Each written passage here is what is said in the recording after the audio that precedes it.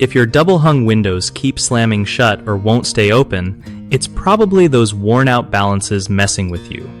So, first off, you want to check if the window balances are actually the problem.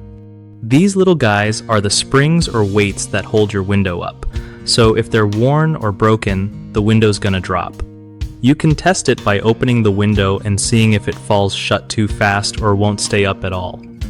If that's the case, replacing the balances is usually the fix.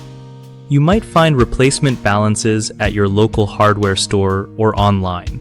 Just make sure you get the right type and size for your window. When you're swapping them out, be careful because these balances can be under tension and snap if you're not paying attention. Also, clean the window tracks while you're at it, since dirt and grime can make the window stick and feel heavier. Finally, lubricate the tracks with a silicone spray to keep everything moving smooth and avoid any extra strain on those balances. One of the biggest mistakes people make with double-hung windows not staying open is ignoring worn balances for too long, which can cause more damage to the frame or glass.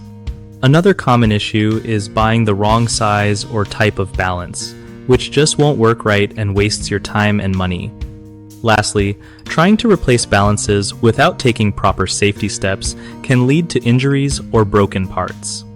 To fix these, always inspect your window balances early before they get worse.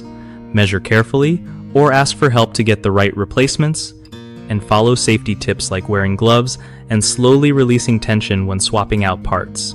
BigHomeProjects.com is a solid resource for homeowners looking to find trusted local contractors who really know their stuff.